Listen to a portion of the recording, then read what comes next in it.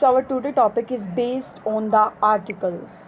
The articles means determiners that divided into two types, the definite article and the indefinite article. The definite article means the indefinite article is a and an.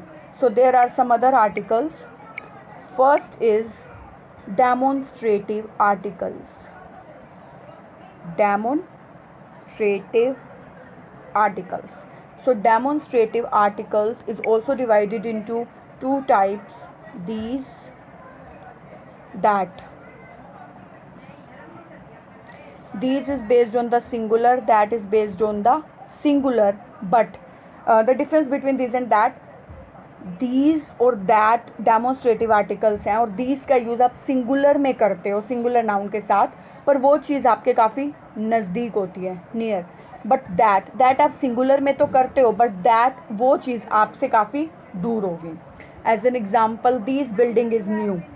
अगर हम use करें this building is new, तो ये building आपके नज़दीक है और singular है, तो आपने THIS वाला दिस यूज़ कर लिया. अगर आप यूज़ करते एक सेंटेंस में दैट मीन्स वो चीज़ आपसे काफ़ी दूर है. हमने जैसे यूज़ किया that helicopter flies in the sky, तो स्काई आपसे काफ़ी दूर है, तो आपने हेलीकॉप्टर है तो सिंगुलर, बट आपने दैट यूज़ किया. दिस वर्ड सिंगुलर को ही इंडिकेट करेगा, पर वो उस सेंटेंस में यूज़ होगा जिसमें नाउन आपके काफ़ी नज़दीक है. दैट भी सिंगुलर को इंडिकेट करेगा, बट दैट उस सेंटेंस में यूज़ होगा जो आपसे काफ़ी दूरी पर है. कुछ रहेंगे एक तरीके से जो डेमोन्स्ट्रेटिव आर्टिकल्स हैं, that was these, THESE these, and those, THOSE those. ये भी डेमोन्स्ट्रेटिव आर्टिकल्स हैं. दीज प्लूरल में यूज़ होता है, दोज प्लूरल में यूज़ होता है. जैसे हमने दीज और दैट यूज़ किया, जो दीज था वो भी डेमोन्स्ट्रेटिव आर्टिकल था, पर वो सिंगुलर में यूज़ हुआ, और जो दैट था वो भी सिंगुलर ही नाउन के साथ यूज़ होता है, बट वो एक तरीके से सिंगुलर में यूज़ होता है. इट मीन्स ये होता है कि दिस प्लूरल है तो वो चीज़ आपके काफ़ी नियर होगी, दिस सिंगुलर है वो चीज़ आपके नियर होगी, वो नाउन. दोस प्लूरल है बट वो आपसे काफ़ी दूरी पर होगा, और दैट भी सिंगुलर के लिए यूज़ होगा, वो आपसे काफ़ी दूरी पर होगा. एज ए सेंटेंस जैसे हमने यूज़ किया दिस के लिए, दिस बिल्डिंग इज़ माइन या दिस बिल्डिंग इज़ न्यू, तो वो बिल्डिंग काफ़ी नज़दीक है तो हमने दिस यूज़ कर दिया, और बिल्डिंग सिंगुलर थी. That helicopter flies in the sky, helicopter है तो सिंगुलर बट दूर है, तो हमने दैट यूज़ कर दिया. ऐसे ही हम दीज यूज़ करेंगे प्लूरल के साथ, ठीक है, जैसे हमने दीज सिंगुलर के साथ यूज़ किया और वो चीज़ आपके नज़दीक होगी. जैसे these packets are for you, ये पैकेट्स मेरे हाथ में हैं, तो प्लूरल है तो मैंने दीज यूज़ कर दिया.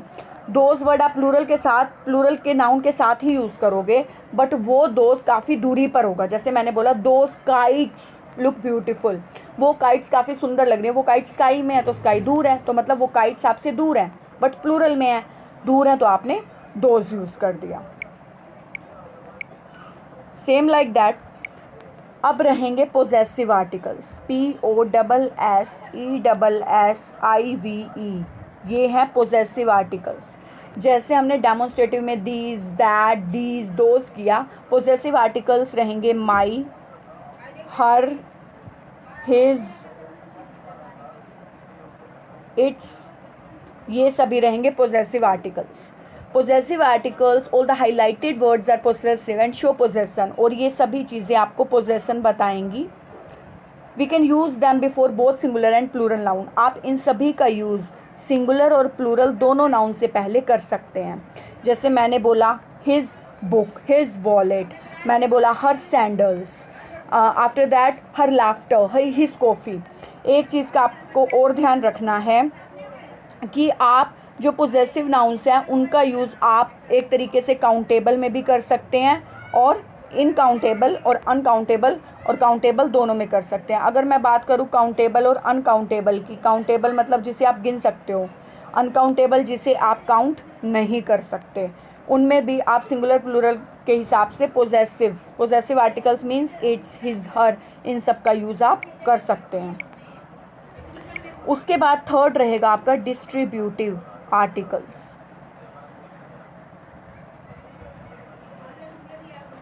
डिस्ट्रीब्यूटिव आर्टिकल्स में each, every,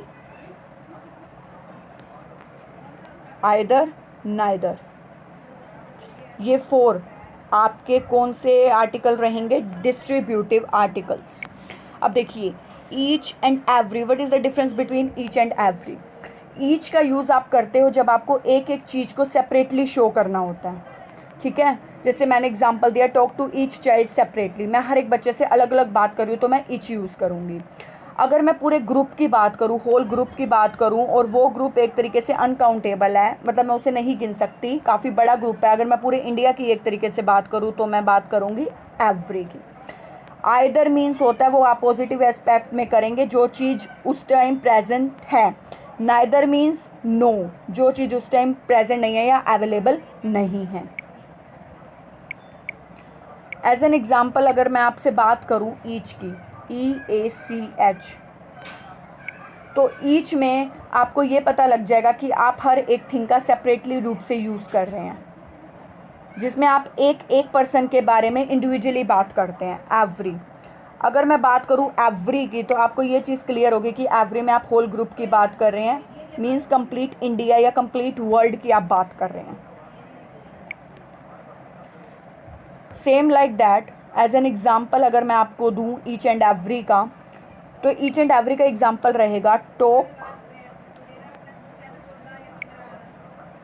to each child separately, कि हर एक बच्चे से अलग बात करनी है तो मैंने ईच यूज़ कर लिया। अगर मैं एवरी की बात करूं, एवरी चाइल्ड नीड्स लव, तो इसमें सभी बच्चों के, इस इंडिया में जितने भी बच्चे हैं उन सबकी बात हो रही है, तो मैंने यूज़ कर लिया, दैट वाज एवरी। अगर मैं बात करूं ईच और एवरी के सेकंड रूल की, तो ईच एक स्मॉल नंबर के लिए यूज़ होगा, छोटी संख्या जिसे आप गिन सकते हो, और जो दूसरी तरफ एवरी है वो मे बी एक पूरे ग्रुप या इंडिया के लिए यूज़ होगा, जिसमें कोई जो एक तरीके से अनकाउंटेबल है, जिसमें कोई संख्या ना दी हो। Each side of the square has a same length, अब मैंने एक स्क्वायर बना दिया और मैं 4 साइड की बात कर रही हूँ कि सबकी सेम लेंथ है, all 4 sides of the square has same length, तो मैंने ईच यूज़ कर दिया। अब मैं एवरी में कंप्लीट इंडिया की बात करूँगी, कंप्लीट इंडियंस की, जो पूरे इंडिया को प्रेजेंट करते हैं, must be proud of their country, तो उसमें मैं एवरी का यूज़ करूँगी। सेम अगर मैं बात करूँ आइदर और नाइदर की, आइदर मीन्स और, नाइदर मीन्स नोर, ये या वो, नाइदर मीन्स ना वो ना ये। तो एक तरीके से as an example you can take either bus और कार, या तो आप बस ले लो या कार ले लो, दोनों में से आपको ये दोनों चीज़ें प्रेजेंट है, बट इनमें से आपको ना एक चीज़ प्रेजेंट होती है ना दूसरी चीज़ प्रेजेंट होती है, तो आप उसमें नाइदर और नोर का यूज़ करते हैं, means in A negative sense, आपकी लाइफ में कोई भी चीज़ प्रेजेंट नहीं है एट दैट टाइम। उसके बाद आएंगे आपके इंटेरोगेटिव।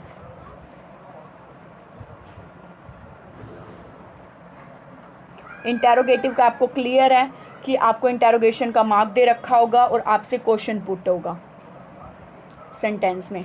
जैसे देखिए, हुज बैग इज़ दिस, मैंने क्वेश्चन मार्क पुट कर दिया और आपको ये चीज़ क्लियर हो रही है कि इसमें आपसे क्वेश्चन पूछा जा रहा है with the help of whose and with the help of question mark. Same like that, which book on gardening do you recommend, आप गार्डनिंग के लिए कौन सी बुक रिकमेंड करते हो, तो आप विच का यूज़ करो, लास्ट में आपको क्वेश्चन मार्क भी गिवन है। ऐसे ही इंटेरोगेटिव में काफ़ी आ जाएंगे, like whose, which, how, do, does, will, how many, और आपसे जिसमें क्वेश्चन मार्क पुट हो और इंटेरोगेटिव हो तो वो सभी इंटेरोगेटिव आर्टिकल्स होंगे। सेम लाइक दिस, आपका जो नेक्स्ट आर्टिकल राइटिंग और लास्ट टॉपिक रहेगा that would be based on the quantifiers, आपका वो टाइटल रहेगा क्वेंटिफायर्स।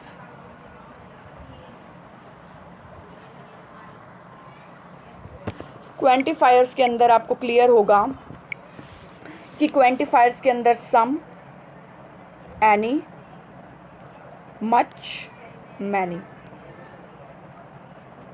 जैसे आपने पोजेसिव और डिस्ट्रीब्यूटिव आर्टिकल के डिस्ट्रीब्यूटिव में ईच, एवरी, आइदर, नाइदर था, वैसे क्वांटिफायर्स में सम, एनी एंड मच, मैनी है।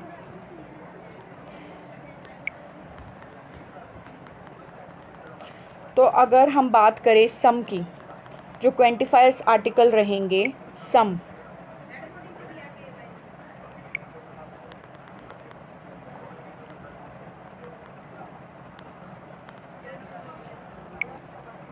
सम,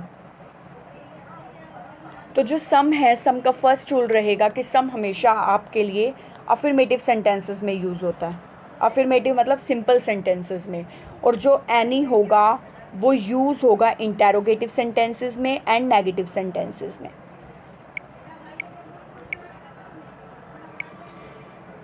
जो आपके क्वांटिफायर्स आर्टिकल रहेंगे, क्वांटिफायर्स में सम एंड एनी हैं, और जो सम है वो आपका सिंपल सेंटेंस मीन्स अफर्मेटिव में यूज़ होगा और एनी आपका इंटेरोगेटिव में एंड नेगेटिव सेंटेंसेस में यूज़ होगा।